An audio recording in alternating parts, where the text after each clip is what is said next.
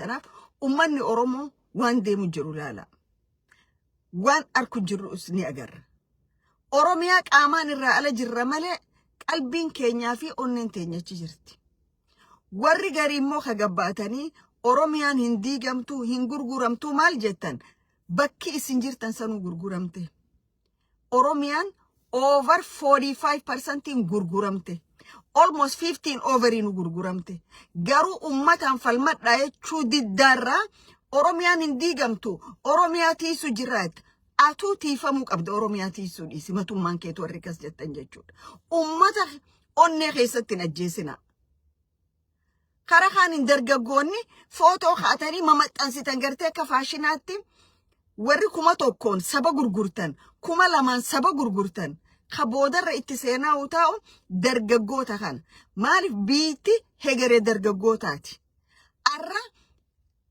kuma lamaa fi kuma sadii fudhattanii dhugaa Oromoo dhooysitanii boru isiniitu bakka qubattan dhabaa jechuudha boru isiniitu bakka itti hafuura baafattan dhaba maaliif kililiin shan shiftoonni Ziyaad Barree lafa ballifannaa godhan maaliif shiftoonni isaa lafa ballifatan maaliif warri identity crisis qabu keenya kun collectioniin afran qalloota ma adareedheef hin jettu tun maaliif kileem godhuu barbaadde Oromoon maarraa dhiibama kabiraa maa itti dhiibama ati lafatee gadhiiftee maa deemta kabiraatiif maa kannita okay lafti qabeenya abbaan ifii gaafa addunyaarraa galu wasiyyaa si kanneechuudha fakkeenyama laga masnoo yoo qabaatte masnoo waan adda addaa dhalti lafa bishin gaafa addunyaarraa galu wasiyyaa ilmaan kiyyaaf akkanatti adda fuudhaa jira ilmaanis ilmaaniif dabarsan ilmaan akkasi dabarti lafti arra Oromoon sumunii fi niira lama irraa kaatu lafti arra warri jogolaa keessa jiru kun kileem godhan hegeree ilmaan saaniitii fi hegeree ummat saanii kabiyya alaa jiru fidanii Oromoo balleessanii sun qubsiisuudha jechuudha ati garuu akka badduuf siitu karaa banatee jira jechuudha Oromoo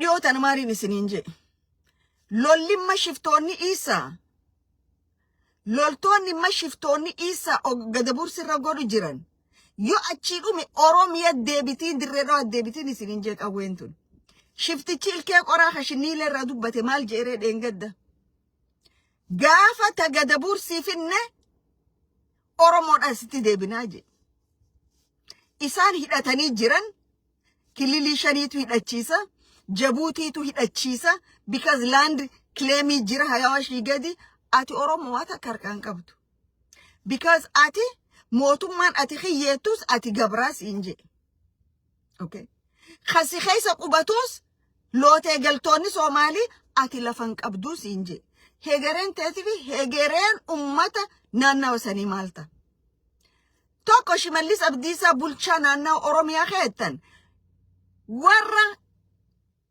ifi amma okay afran qalloo enne ituu humbannaa si komandoo goonaa sabboo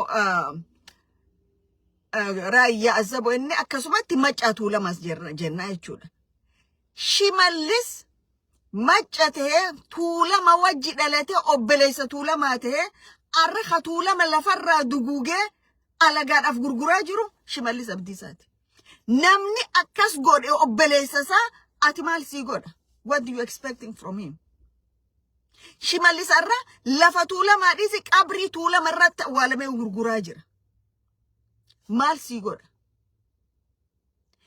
jarri kun biyyaan deemuu hin dandeenye Oromoo tasgabbeessuu hin dandeenye Oromoon fala barbaaddachuu qaba kara kaaniin Oromoon abaluu kiyyaan na bilisoomsaa je'eeti harka maratee taa'aa ture jechuudha abaluun kee kasi bilisoomsu hin jiru abaluun ati na bilisoomseettu ifiifuu isa bilisoomsuudha barbaada because diktaatara hojii wal lolla nuti yeroo hunda diktaatarri bakka fedhe yoo jiraate mootummaa qabaate qabsoo hidhannoo qabaate diktaatarri nama balleessa malee nama faayidaan qabu diktaatarri garee ifi uummatu warra harka dhiigaatii fi angoo isaatii fi diinagdee isaa qofa laala he doesn't care about nation akkuma diktaatarri biyya takka bulchu ummataaf dhimma hin qabne waan cufa balleessu diktaatarri siin bilisoomsa ja'uus waan isa jiru jala jiru balleessee power struggle isa qofa laalaa jechuudha. Kanaaf Oromoon waan irra if dhiiftee abaluu dhufee dukkana keessaa na baasee ittuun qabdu jechuudha.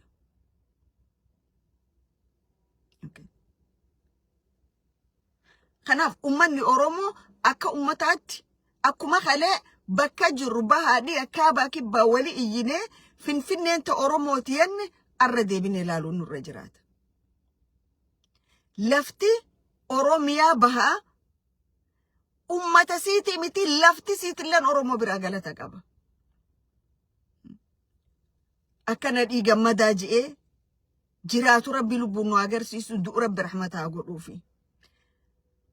Lafa Oromiyaa bahaa nama siiti miti mukni siitillee nutiisa. Muka siitiitu dabballee ta'ee nu jiraachisee je. Ama 17. Garuu guyyaa 7 keessatti akkamitti akka qabamanii cufti ni beekna jechuudha. Nama saatii miti baha Oromiyaa baha biiftu ummata saatii miti mukni gaara saatilleen Oromoo biraa galata qaba jechuudha. Ummata saniitu arra waan adda addaatiin miidhamaa jira jechuudha. Hawwacuu sareen hawwacuu numa waccii nuti hojii teenyatti fufneet. Ordiin Badrii ilma jaarsoo kana dareedha ifiin jiru. Kana dareedha ifiin jiru. Jaarsoo warra dhanqaatiimi. Warra akka keetii ka dhiiga isaa lagatu. Warra akka keetii ka saba gani ka gosa gani. Kun biyya balleessa akka keetii kuyyoo firraan qabne jechuudha. Maaliif saba kee gantee saba kana balleessuudha jirta jechuudha.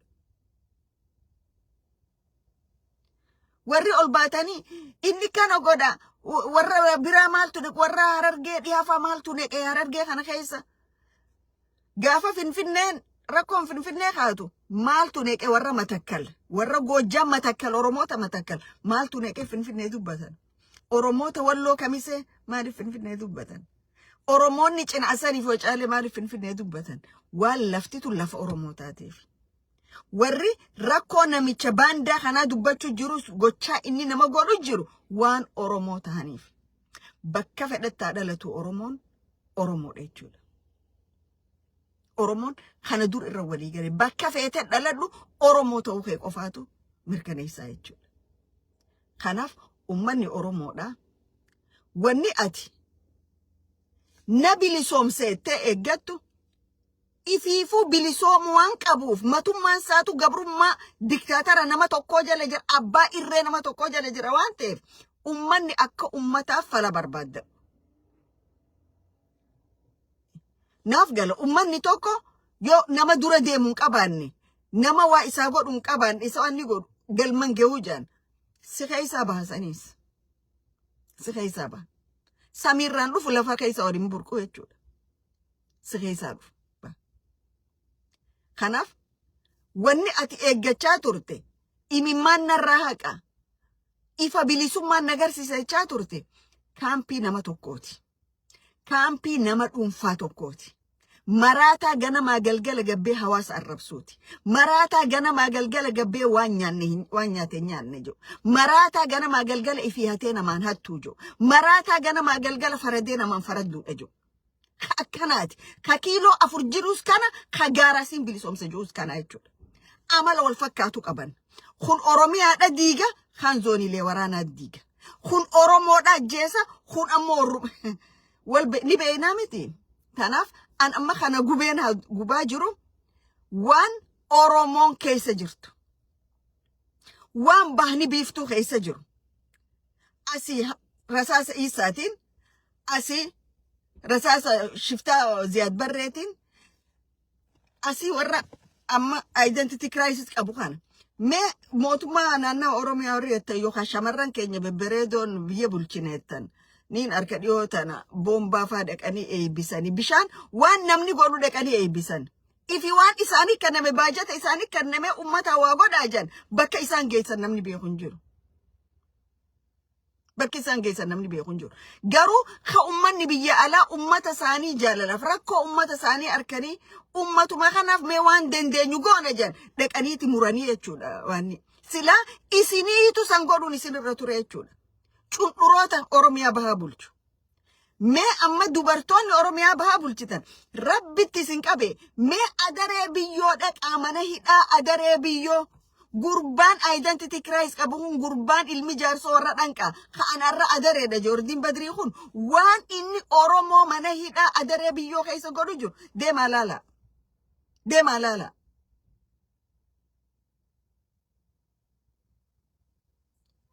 Oromoo waliif dhaabbadha sagalee walii ta'a wal malee uumaan qabdan miidhamsi arrabaa Oromiyaa keessa deemu jiru kun boru isin gubuu ta'a boru gaafa lammiin teenya tabaha biiftuu shiftoota Ogaadeniif shiftoota Isaatii fi warra identity crisis qabu mooraa adaree biyyoo keessa jiruun bara akkanaa miidhamaa turte maa usnee itti laallettanii barri isin dhiiga boochanni dhufaa jechuudha. Odoo barri san hin geenye wal baraaruu qabnaan jaa fayyaa ta'a galatoomaa hedduu nama dhukkubsaa hedduu nama guba.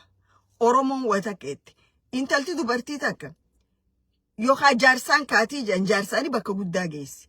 Yoo jaarsarraa akka dhabde ilmaan geessii jedhan. Yoo ilmarraa akka dhabde immoo tasii qabriidhaa jedhan. Tana hiikkadhaa waan hin jeef.